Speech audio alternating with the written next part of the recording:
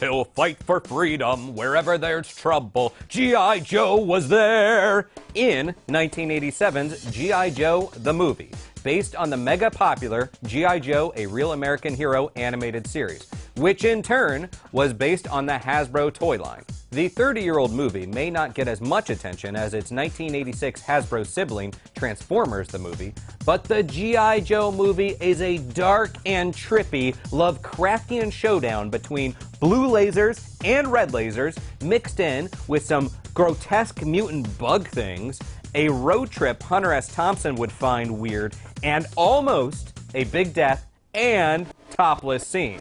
Produced by Marvel Productions and Sunbow Productions with animation by the famous Toei Animation, the movie is set after the first 2 seasons of the popular show.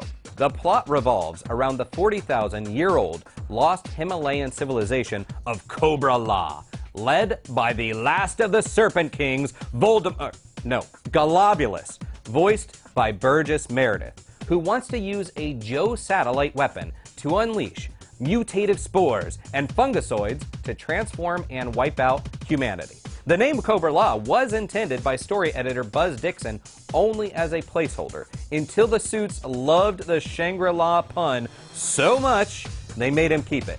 And he is still apologizing for it. But he needs to either apologize or we should thank him. Up to you. But the land itself shown in the movie is a David Cronenbergian nightmare-scape. Everything is alive. Monsters and bizarre insects and crabmen all roam the landscape. And Globulus, that guy, he is like a crabby Clive Barker creation with his floating insect pod butt, slimy serpent tail, and crustacean eye. And fun fact, the Globulus action figure was the only one released without traditional legs. The movie also provides a backstory of sorts for Cobra Commander. As opposed to the Marvel Comics origin by writer Larry Hama, which had the Cobra leader beginning as a used car salesman, the movie reveals he was a nobleman, experimenting with biological weapons when he was disfigured from a Cobra La pod. And Globulus tasks this nobleman with raising an army to retake Earth. In the movie, Cobra Commander is put on trial by the Serpent King for failing to deliver, and he is further mutated, which leads the commander through a disturbing de-evolution into a gibbering snake monster who says over and over the perfect horror movie line, "I was once a man." And he goes on the weirdest buddy road trip adventure ever with rhyming roadblock. Oddly enough, the commander's disfigured form was teased in the Season 1 episode Lights, Camera, Cobra, when Destro is disgusted to find his leader eating without his hood on, to which Cobra Commander says, "It takes a strong stomach to watch me eat, doesn't it, Destro?" But while the monstrosities of Cobra La and Cobra Commander were nightmare fuel for a kid, that's not even the most traumatic part of G.I. Joe the movie. The character of Lieutenant Falcon, voiced by 80s heartthrob and hunk of a man Don Johnson from Miami Vice, was originally called Baby Hawk, and he was the son of General Hawk. That was before he was changed to be the screw-up half-brother of Duke, the second in command of the Joe team. Falcon was brought into the Joe team along with other rawhides and new action figures from Hasbro, Jinx, Tunnel Rat, Law and his dog Order, Chuckles, and the former basketball player Big Lob. Okay, so Big Lob did not become a figure until 23 years later in 2010, but I digress. Falcon, he's a bit of a player, and he recklessly brings his gal pal onto the Joe base, who is actually Zartan's sister Zarana in disguise. Falcon gets into trouble for this by General Hawk, and he is put on guard duty, which he abandons to flirt with Jinx. Now that allows Cobra to free the captured Cobra Emperor, Serpentor.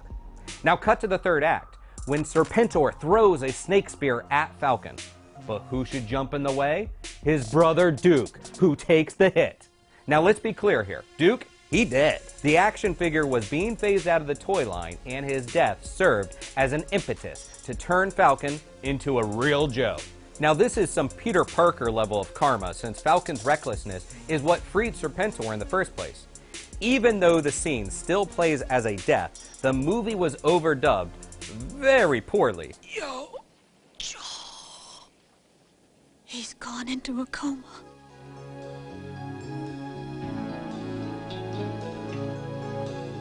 To make it seem like Duke did not die, but instead slipped into a coma and was later revived. But writer Buzz Dixon says Duke is indeed dead.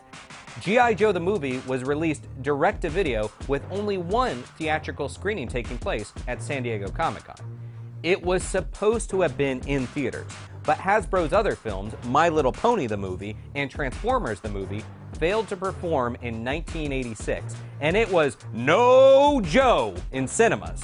Though everyone later agreed G.I. Joe should have been released first and could have survived in theaters. This is especially notable because Duke's death was conceived of first in the development stage of the movies, and that inspired Optimus Prime's death in Transformers. But when kids were traumatized by the Autobot leader's death, it forced filmmakers to clunkily keep Duke around. Buzz Dixon also notes in interviews that Transformers fans at the time were much younger than G.I. Joe fans, and that Joe kids could grasp that war is not fun and people do get hurt. He said he always included some moment of injury in his Joe cartoons, and his audience could have handled the death of Duke, but it wasn't the right call for Optimus Prime. But hey, no worries. If you want to see Duke officially die, just watch the live-action sequel, G.I. Joe Retaliation. Meanwhile, a sequence in G.I. Joe the movie that has gained urban legend status is the topless scene of Zorana changing by the lake after she leaves the Joe HQ. The scene was included to try to help the movie get the more mature PG-13 rating. Storyboards and animation model sheets exist showing the moment, but it never got to the animation stage, and Zorana is instead in a bathing suit. Although G.I. Joe the movie largely holds up with its animation and pretty daring storytelling, trust me, it is better than the two live-action movies, it does not quite deliver the same impressively bad or badly impressive ballad like Transformers the movie. That reminds us, I'll rip out your optics! You got the power!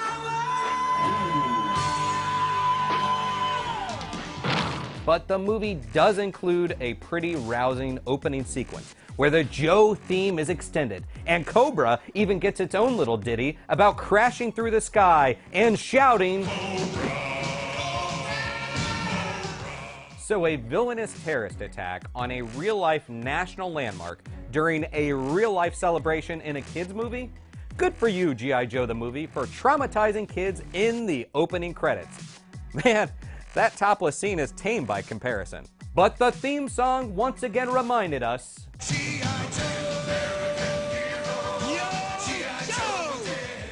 and that is all you need to know about 1987's G.I. Joe the movie.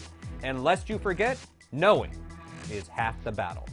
The other half involves 25% red lasers and 25% blue lasers, in case you didn't know that.